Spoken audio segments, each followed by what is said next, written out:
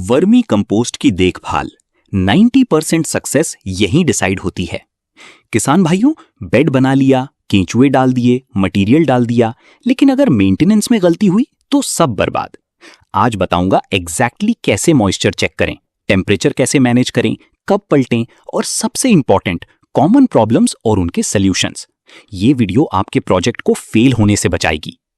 नमस्कार किसान भाइयों, वर्मी कंपोस्ट सीरीज के चौथे वीडियो में आपका स्वागत है। आज की वीडियो बहुत इंपॉर्टेंट है क्योंकि अच्छी खाद बनेगी या नहीं ये मेंटेनेंस पर डिपेंड करता है। सबसे पहले बात करते हैं मॉइस्चर मैनेजमेंट की। आइडियल मॉइस्चर लेवल 60 से 70% होना चाहिए। अब आप सोच रहे होंगे कि बिना किसी इंस्ट्रूमेंट के कैसे पता करें? बहुत आसान तरीका है जिसे मुट्ठी टेस्ट कहते हैं।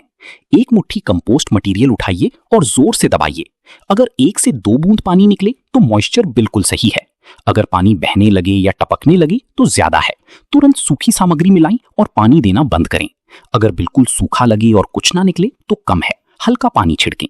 ये टेस्ट रोजाना करें, खासकर गर्मियों में।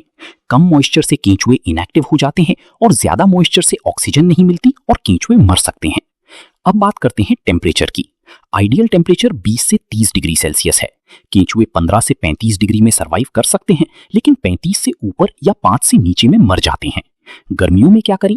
दिन में 2 से 3 बार हल्का पानी छिड़कें। बेड को हमेशा छाया में रखें, ऊपर गीली जूट की बोरी रखें। अगर बहुत गर्मी हो तो पंखा या कूलर के पास शिफ्ट कर सकते हैं। सर्दियों में क्या करें? पुआल या बोरी की मोटी परत ऊपर बिछाएं। अगर बहुत ठंड हो तो प्लास्टिक शीट से एक्स्ट्रा कवरिंग करें। बेड को धूप वाली जगह शिफ्ट कर सकते हैं, लेकिन डायरेक्ट सनलाइट में नहीं। अब बात करते हैं टर्निंग यानी पलटने की। हर 7 से 10 दिन में कंपोस्ट को धीरे से पलटना जरूरी है। इससे हवा अच्छे से मिलती है, डिकम्पोजिशन यूनिफॉर्म होता है, मॉइस्चर इक्वली डिस्ट्रीब्यूट होती है और कहीं ज्यादा गर्मी बन रही हो तो वो भी कंट्रोल होती है। पलटते समय ध्यान रखें कि बहुत रफली मत करें, केंचुओं को स्ट्रेस होता है। फोर्क या हाथ से धीरे धीरे करें। पीएच मैनेजमेंट भी इंपॉर्टेंट है। आइडियल पीएच 6.5 से 7.5 है, यानी न्यूट्रल के आसपास। अगर बहुत खट्टा यानी एसिडिक हो जाए, जिसका साइन है खट्टी बदबू आना, तो थोड़ा चूना पाउडर या कैल्शियम कार्बोनेट मिलाएं। अगर बहुत अल्कलाइन हो जाए तो ज्यादा हरा कचरा मिलाएं। अब फीडिंग शेड्यूल समझ लेते हैं। पहले 2 हफ्ते कुछ नया मत डालें, केंचुओं को सेटल होने दें। तीसरे हफ्ते से हर 7 से 10 दिन में ऊपर की लेयर में ताजा मटेरियल डालें। एक बार में ज्यादा मत डालें, पतली लेयर यानी 2 से 3 इंच में फैलाएं। नया मटेरियल तभी डालें जब पुराना लगभग खत्म हो गया हो। अब सबसे जरूरी पार्ट यानी पेस्ट और प्रेडिटर मैनेजमेंट। चींटियों से बचाव के लिए नीम सोल्यूशन छिड़कें और बेड की चारों ओर हल्दी पाउडर की लाइन बनाएं। चूहों से बचाव के लिए वायर मेश से पूरे बेड को कवर करें। पक्षियों से बचाव के लिए जूट या नेट से ढकें। रेड माइट्स जो छोटे लाल कीड़े होते हैं, अगर दिखें तो ये एक्सेस मॉइस्चर का साइन है, पानी कम करें। फ्लैटवर्म्स या प्लानेरिया जो चपटी कीड़े होते हैं, ये केंचुओं के मेजर प्रेडिटर्स हैं, इन्हें मैनुअली निकालें।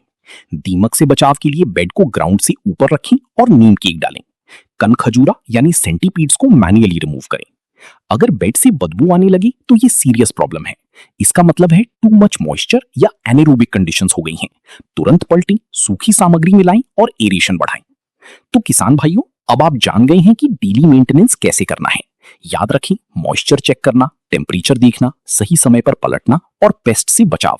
यही 4 चीजें आपके प्रोजेक्ट को सक्सेसफुल बनाएंगी।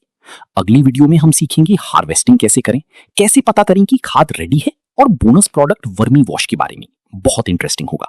चैनल सब्सक्राइब करें, बेल दबाएं, लाइक करें और शेयर करें। मिलती है अगली वीडियो में।